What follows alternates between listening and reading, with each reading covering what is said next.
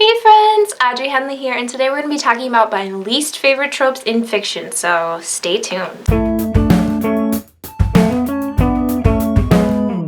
Quick thing, I'm not wearing makeup in this video. This is the second video I've done without makeup, and I'm trying not to be too self-conscious about it and be a good role model and say, you know what, women don't always wear makeup. This is my face. Deal with it, world. I also really love makeup and think it can be super freeing and you know, you can be self-expressive, which is definitely what I used it for, so whatever. But I'm not wearing it today. Huzzah! I hope you all had wonderful holidays and had a beautiful time with family, and I hope you all did get a chance to spend time with family. And if you did have to work, I hope you got paid well for that. So, tropes I hate. So why am I doing a tropes I hate video before I do a tropes I love video? Honestly, because it's more fun to talk about things you hate, right? So that's what we're going for. And I think there's definitely more tropes I love than ones I hate, so this one will be a little bit shorter. But definitely keep your eye out for the tropes I love video. That will be coming at some point. This holiday has kicked my butt. I had to work on Friday, and so I had one day back, but I'm definitely not ready to go to work tomorrow, which is Monday. So I'm going to be mentioning a lot of anime here because anime is honestly what I consume the most. It's so easy to take in, and I'm actually a pretty new anime fan. I've been a fan for like 4 years maybe, so I definitely still have anime yet to watch, so I kind of consuming it very quickly, so that's why a lot of my examples will be anime based, which won't help all of you, but I also obviously have some young adult fiction examples as well. And the first trope I hate: a woman who keeps breaking a nice guy's heart by being with a bad guy. And we see this in almost every young adult novel with a love triangle with one woman and two men, right? There's the bad guy, and then there's the nice guy, right? There's always this kind of dynamic, and I really don't like it. Especially if like the nice guy is like, if nice guy and bad guy are really code words for healthy relationship and unhealthy relationship, like I'm really not a fan of that. Like, I think we should all root for our protagonists to have healthy relationships, and I don't know why we seem to root for unhealthy relationships. I know that's not always the case. Sometimes bad guy is just code for more adventurous and spontaneous, and then good guy is just like play by the rules kind of guy, but sometimes it really does seem like the difference is good relationship versus bad relationship. So that particular dynamic with love triangles is not my favorite. First example is an anime, Nana, which is this anime about, essentially it's about roommates, and there's a pretty strong relationship.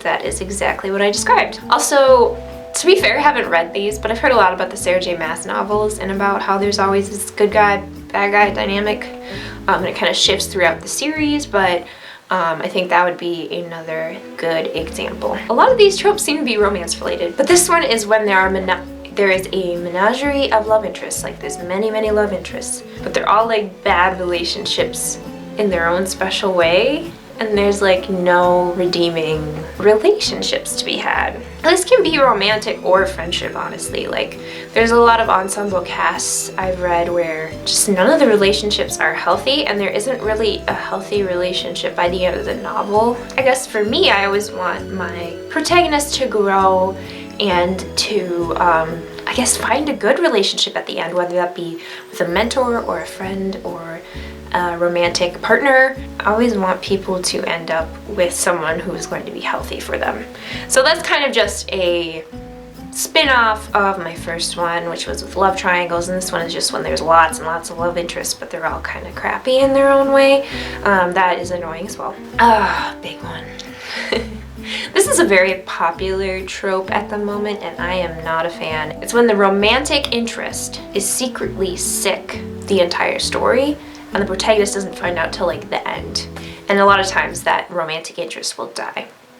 So two big examples of that. First is The Fault in Our Stars. I really did not I did not enjoy that trope. I don't know why. It's like, ooh, big twist at the end, guys. And it just pisses me off every time. The other good example is Your Lie in April, which is an anime and a manga Pretty popular one. It does the same thing. It doesn't seem to be like gendered at all, which is, I guess that's cool for a trope. It just seems like a weird way to build in a twist at the end, and I just don't appreciate it. It pisses me. I feel like I can't even talk like impartially about this. I just get mad about it. No. Yes, it's a perfect twist at the end. Makes you rethink the whole story, but that doesn't mean I like it, and I will never employ that in my books. So this is kind of specific, but when there is, and a lot of times you'll find out that the narrator was in a mental health institution at the time. I'm actually not a huge fan of books taking place in mental health institutions as a whole.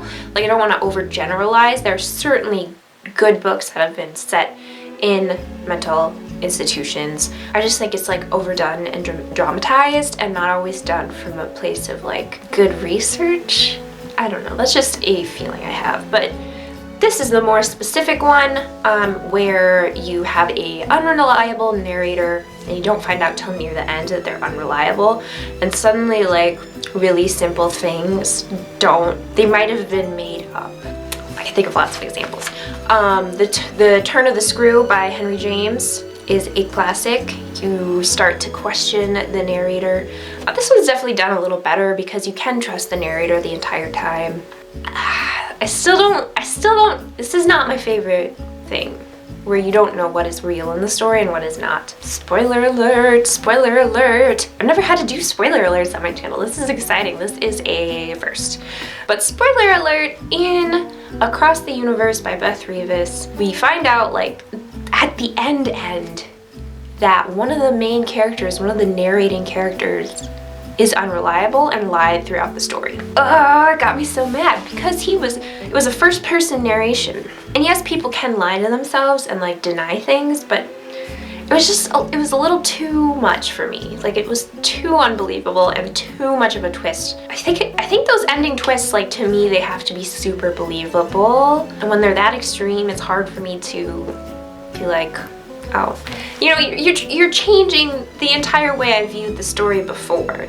And so it's really hard to do effectively when this like villain we've been looking for is actually the narrator.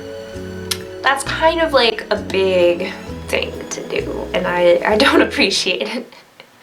Alright, spoilers over, woo!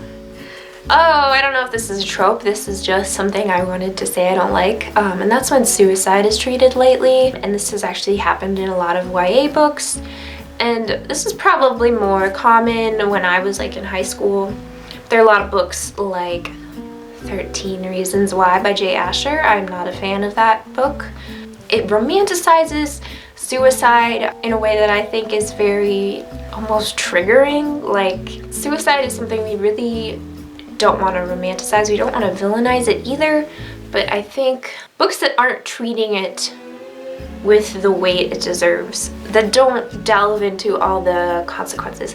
And the truth is, when you commit suicide, you don't get to look at all the things that happened afterward. You don't get to see, oh, this person feels bad about this. Like, you don't get any of that.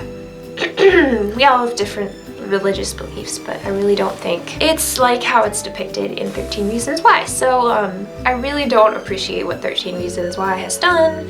I don't like the show, I don't like the books, I don't like any of it. Here's a big one. Sexual assault as a male-gazy plot device. Oh man, I don't like it. I feel like I've seen this more in movies and shows than I've seen it in YA books, to their credit. And I'm certain this exists in YA books, but not that many I've read. So what I'm thinking here is a couple of shows and movies. Big one for me is Sword Art Online. Has had multiple sexual assaults that were animated in a way that was clearly meant for the male gaze, which is disgusting and doesn't give weight to what's happening and didn't explore the ongoing trauma that would have caused. It was just a thing for the hero to help save this helpless woman, and it's never explored again. And then that woman or women loves the hero even more. It's like, it's gross. Gross, gross, gross. Here's another kind of romantic one, and this is men who break things instead of talking. Breaking things is not a valid communication style, and it's a sign of emotional immaturity. Like, just fucking say what you mean, man. I don't think I have much more to say about that. I don't think I need, I mean, trying to think of examples of this. I feel like this one is just so broad. You could find it in almost anything. Yeah, I'm okay with brooding male heroes, that's fine, but you can't just break shit instead of saying, I'm jealous of you for hanging out with this other guy or something. Like, say your mouth words.